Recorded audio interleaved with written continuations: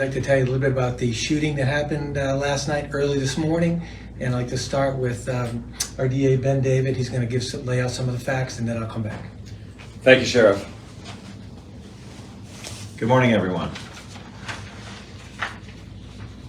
Obviously, the community is now very familiar with the protocol that's put in place.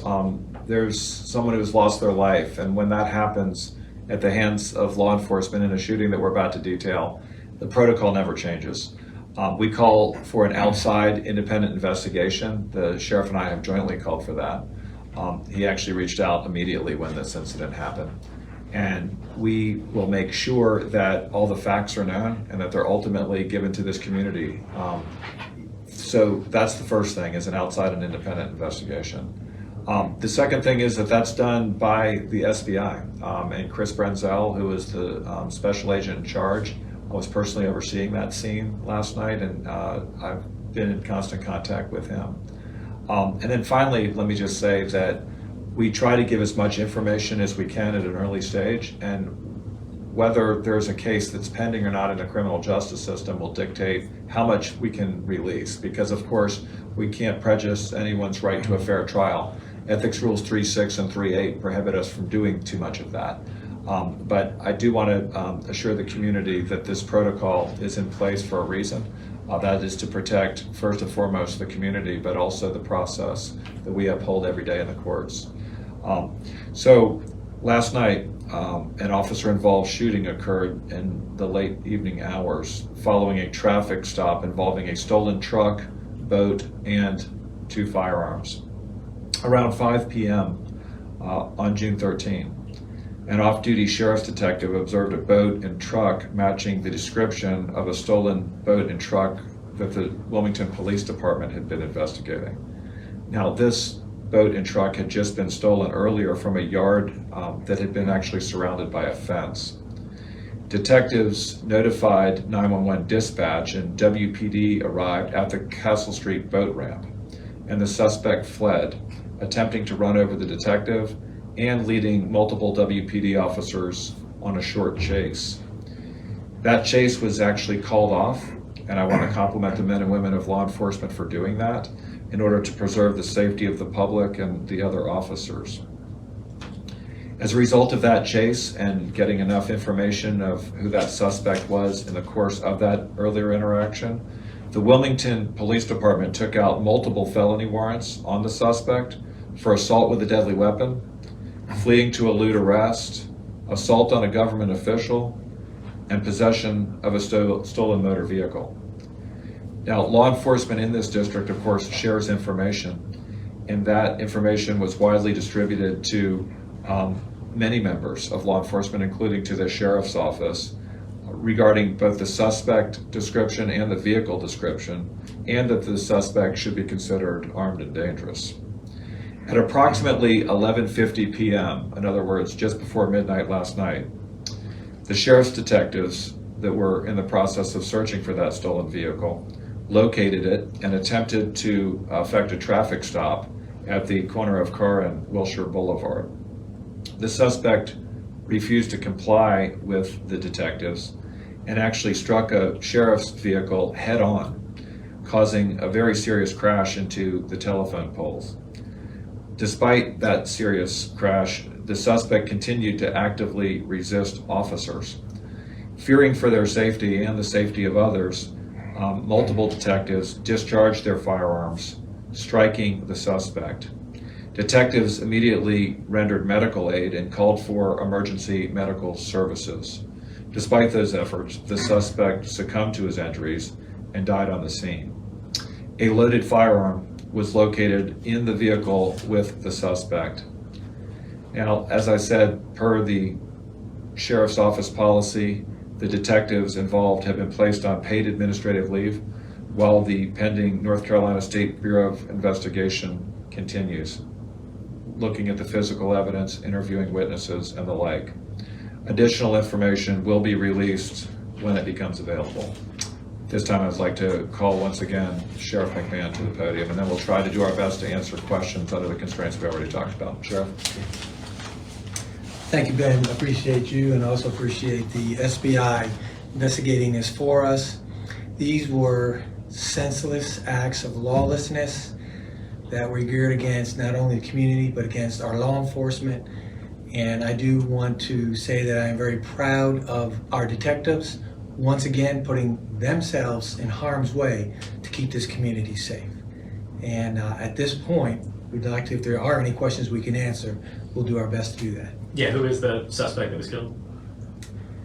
So we've got all that information and we will put that out in, I don't have his name off the top of my head, but we will put out that name as soon as we leave here. And Zach, I will tell you that obviously next of kin needs to be notified. They were last night. I know that the suspect's brother was notified very quickly by State Bureau of Investigation, and we will be releasing that to the wider community once that family is fully notified. But that we want them obviously to learn from it through family rather than through this press conference. Is this someone who is known to law enforcement? Has he been in run of law before? The sheriff says yes. Gotcha. We were at the scene last night. A couple of our crews saw upwards of 40 bullet holes in the truck and whatnot. Did he brandish the weapon that we know of on us? That's going to be the subject of an investigation, and the officers are fully cooperative and are going to be getting interviewed. And so because those are the subject of separate interviews by the SBI with the multiple officers who discharged weapons and the many who did not, we need to make sure that those accounts are put down by the SBI in those interviews rather than putting any details of what we already know about this case.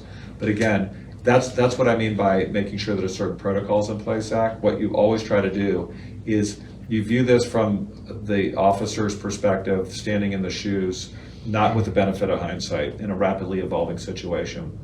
You look for what a similarly situated officer would do, and you also make sure that if there's multiple accounts that they're individually interviewed, and so they've been separated and are doing that, but that's part of this investigation. So the SBI will investigate whether the use of force here was justified? Absolutely, that is the subject of the investigation. Gotcha. And then it said that he was considered armed and dangerous. I believe that was around early last evening. That's around right. 5:36. There was a shotgun that was stolen and a weapon that included a pistol, a handgun, and so those were located at the scene, but that was part of what the officers knew to be stolen, and in that truck and in that boat when they first encountered that suspect at the Castle Street ramp. So if that happened, then why was there no notification to the public about an armed and dangerous suspect?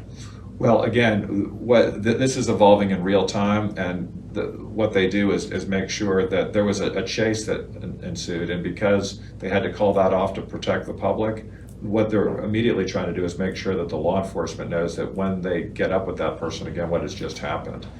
If that were to continue much longer, of course, the information could be generated to the public. It's a decision that's made in real time, and that's what they ended up doing. Gotcha. Then on logistics, you said it was a truck, a boat, and guns. I assume the boat was on a trailer. Is that correct? And then Yes. and yes, the it guns, is. were they in the boat, in the truck?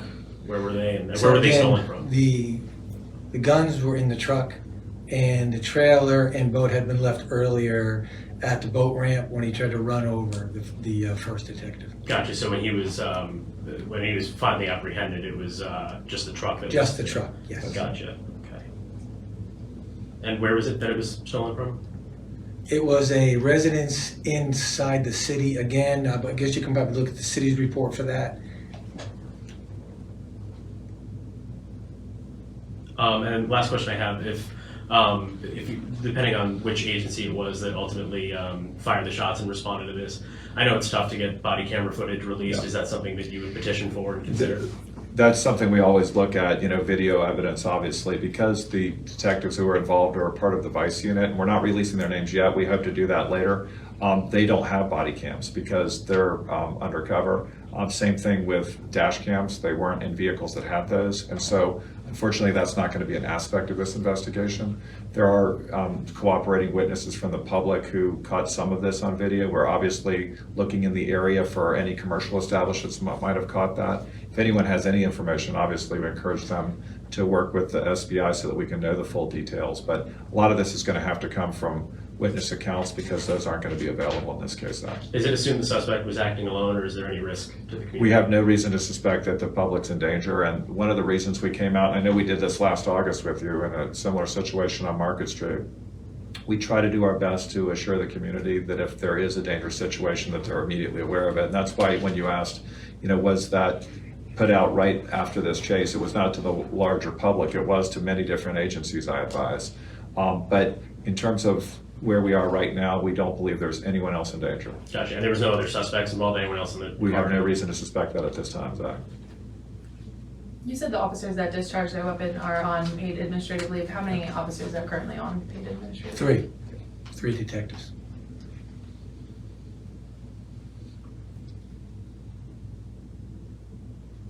Okay. Any other questions? Well, thank you again for coming out. Appreciate you all. Thank you.